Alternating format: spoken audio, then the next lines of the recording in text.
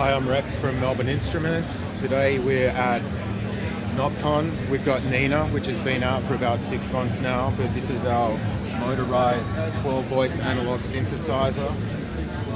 A lot of you have probably seen a video before, right? Yes, and, very popular. Nice to see it in person and actually be able to hear it. So, 12-voice. Oscillators 1 and 2 are analog oscillators. Oscillator 3 is a digital wavetable oscillator. Okay. If I click shape here, you can see the wavetable selection comes up. Then we have the ability to, rather than move through steps changing from triangle to sawtooth, Nina addresses that in a different way where it kind of just moves the curve, so it's a much smoother sound, perhaps you could say. Yeah. Then when we look at the VCF, that's a 4-pole ladder filter. Our effects at the end are digital effects. We've recently added the ability to have 3 effects applied at once. Oh, awesome. You can do that in series or parallel. So that also kind of opens up some new possibilities. So yeah, you can do series and parallel, so you can keep your delays and reverbs separate from each other. They don't wash into each other like on a lot of products. Yeah, we have 3 slots for the effects, and you can arrange those as you wish.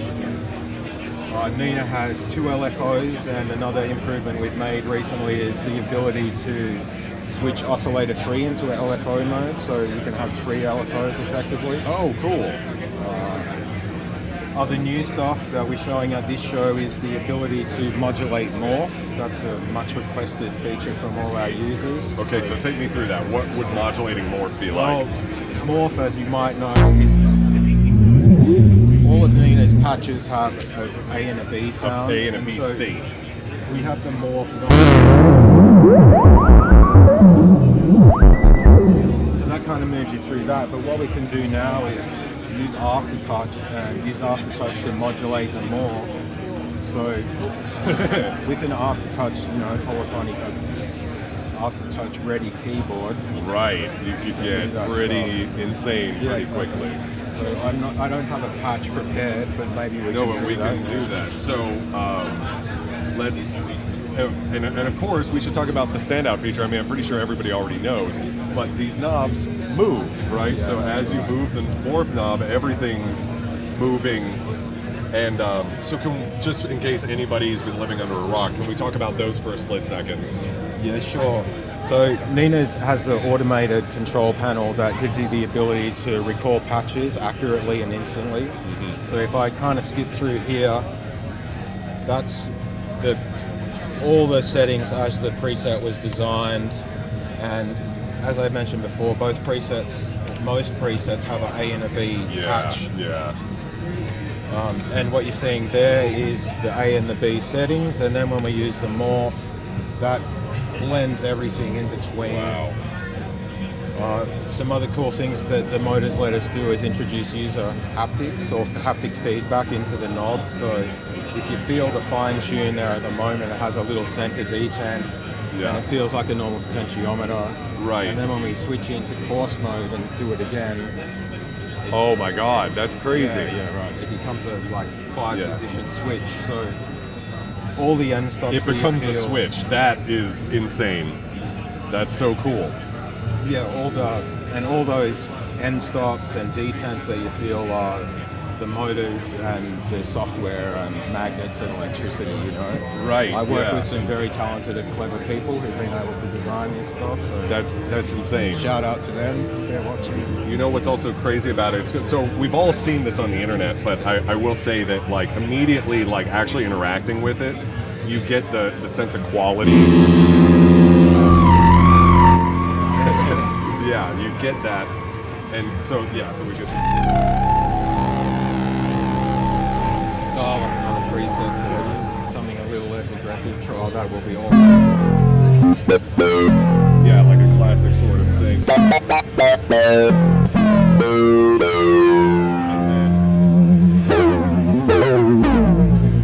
So this is a good one because I don't know. Can we route the aftertouch to mod? That way we could get to that vibrato type, that sound via aftertouch on this one. Would that be possible?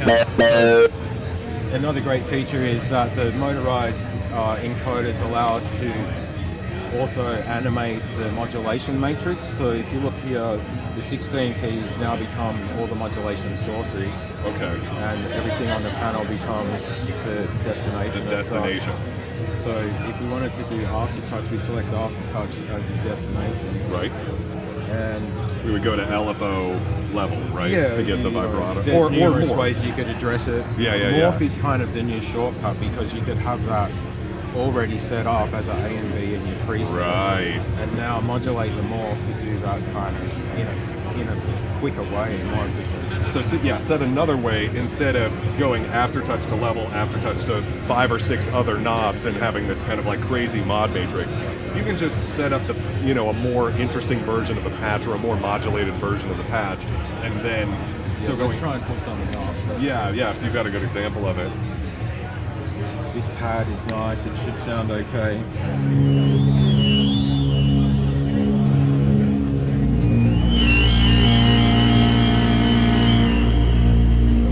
So if we take that preset and we move into the mod matrix, then we go to aftertouch, and so it's come up and it's showing EG2 and Morph on the same, so I scroll down to Morph and I edit, and then I can apply the value of the aftertouch to Morph, right? How much aftertouch we're sending to Morph. Yeah, so let's crank it all the way. Yeah, I'll wind it up, so hopefully we get a good result. But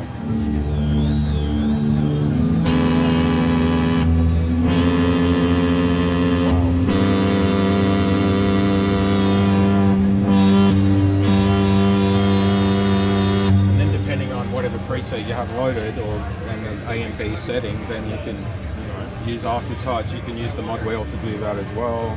Wow. There's a whole bunch of combinations you can apply. So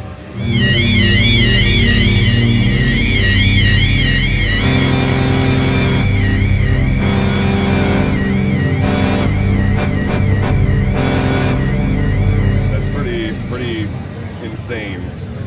And the fact that it's so easy to address and I always say if it's easy enough for me to understand on the first pass, then it's a great interface because I'm not good. It's easy enough that I'm the marketing and design person could actually explain it. Right, can explain it, yeah. No, you're doing a great job. Could we pull up an initialized preset or something like that? So another kind of thing we've addressed that the users have all mentioned is the initialized patch. So now at the top of each bank, you just scroll up to initialize.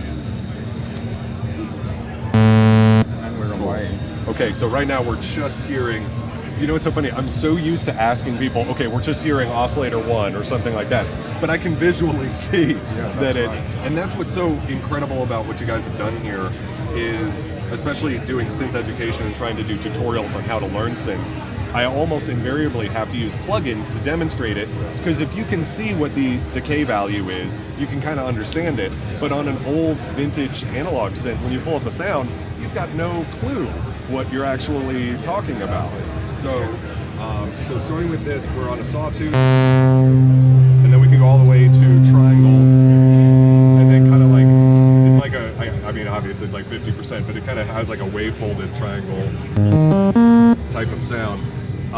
Would there be a way to create any sort of pulse width modulation, anything like that from this point, or is that over here on the mix? Okay.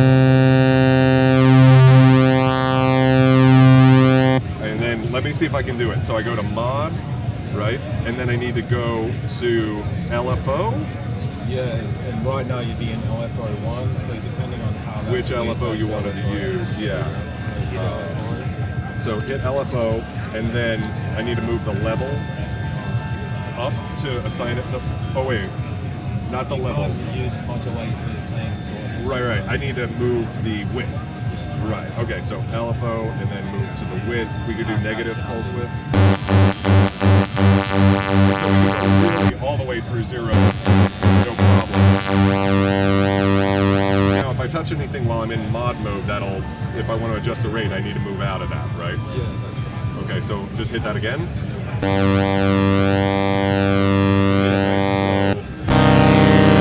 Nice thin sort of sound.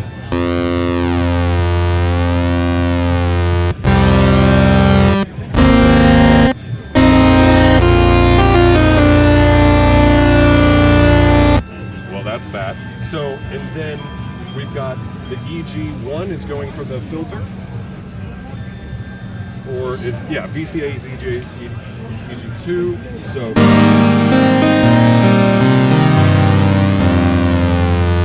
we've already got it. It's very alive sounding. It doesn't sound static at all. And we've got this great filter.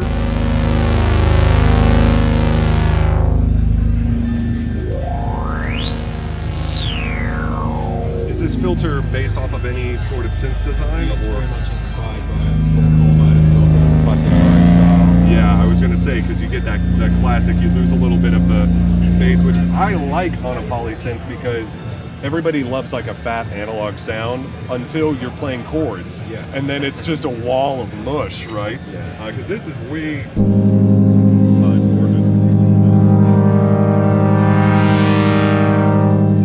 Now the filter drive, is that doing the mini mode trick of routing the audio back to the front end of the filter again? No, it's just, giving it some extra juice. Oh, okay.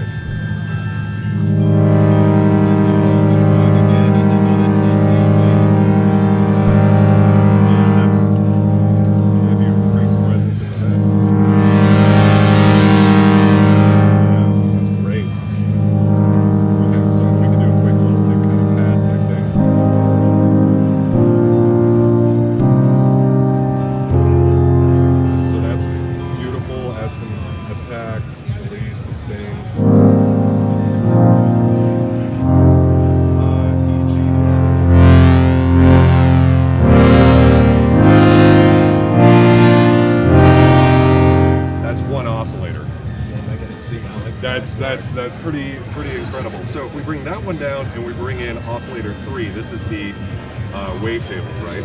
So I'm going to open up the then when you filter hit shape, all the way. we'll just reveal what wavetable you're using. Oh, okay, cool. So you can select, it's like, if you go to some of the harmonic selections at the top, they're a bit more lively. You can definitely hear it for the sake of the demo. Yeah, it looks like, that looks like a really,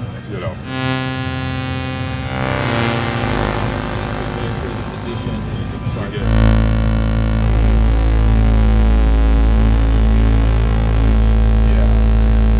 Change the shape.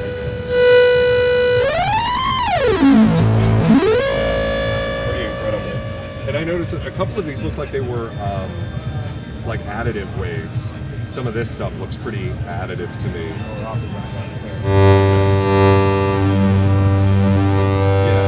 I'm guessing because 80s means it's like a 80s additive.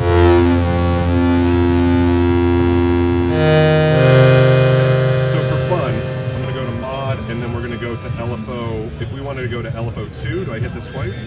Just once, not just twice. Just once. Illuminated. Got it. Okay, so now we've selected that, and now if I move this position up, that'll start to modulate the position of the wavetable knob. Yeah, so let's go ahead and... There we go. Yeah, gorgeous. So now to access LFO2, because I see one LFO here, what's the way to get to control the rate of that? So I need to go out of... Oh, okay. So if I hit that... Well, in modulation, now we're going to use LFO2 as a modulation source. Oh, okay. So if I go out of that and I just want to hit that, now that becomes LFO2's rate? No, LFO2 now.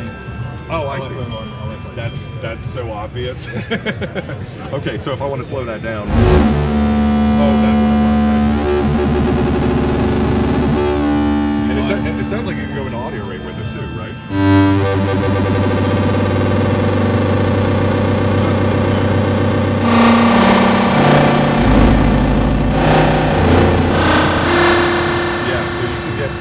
Pretty aggressive with it, but if you take it nice and slow.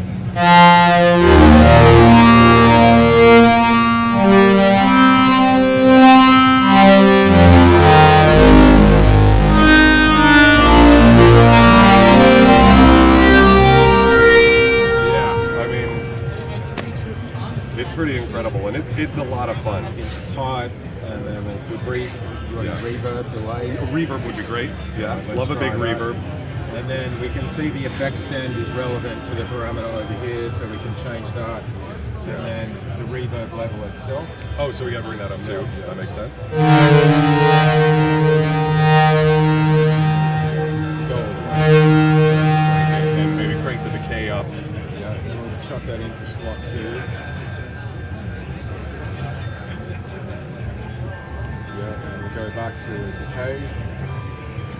delay.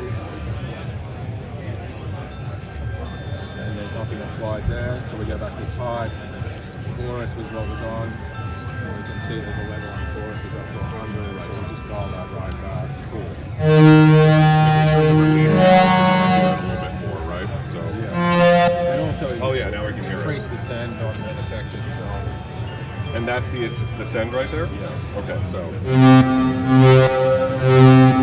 if I'm in here and I go to edit, how do I type reverb? And then we can change. The preset would be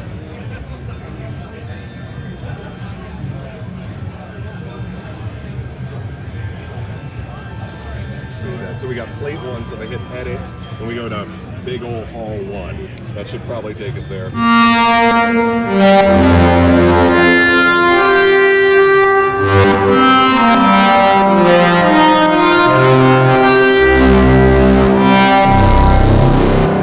And then so if I scroll to the K here and edit and then bring this up, right? Then we should.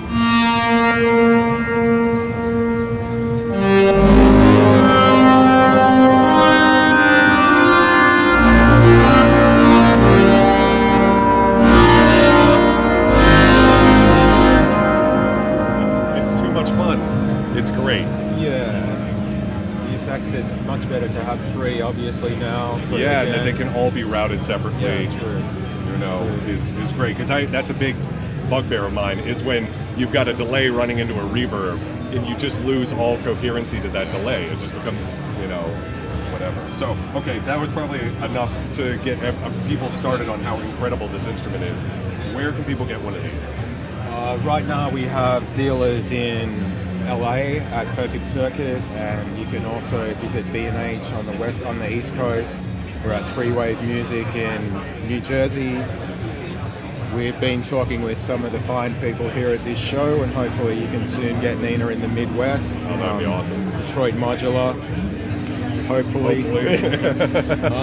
And then if you're anywhere else watching this, we're got numerous dealers in Europe, at Schneiderslaughten in Berlin and throughout Europe, and also in the UK. And anyone in Australia, you can find it at Store DJ, and also our good friends at Found Sound. So thank you. Awesome. Thank you. And if you can't find it where you're looking, then get in touch with us at Melbourne Instruments. Okay. Either, reach out. MELBOURNEINSTRUMENTS.com?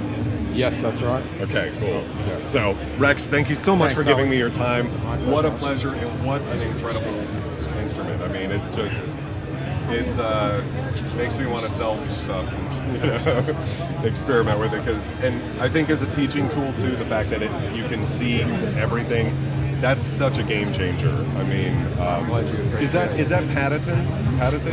That whatever that word is? Parts of the synthesizer are, but no, not the recall. That's kind of, in a way, it should belong to the sound designers. Yeah. And thanks to all the guys who helped us make these fine presets. But, Yeah. it really reveals some of their secrets. So it is a It great does, way to yeah. learn. It's almost, a lot of those vintage synthesizers I cover on my channel, part of the mystery of them is that people don't know how the sounds were made. So you feel like you have to buy it, And I think this is the future. And the fact that you did it the right way too, and it's all analog, that's a big part of it too. Because it would have been so easy to be like, well, it will just kind of, cheap out, And nothing about this feels cheap. So really amazing, really awesome. And thank you very much for your time. I appreciate it. Thank you.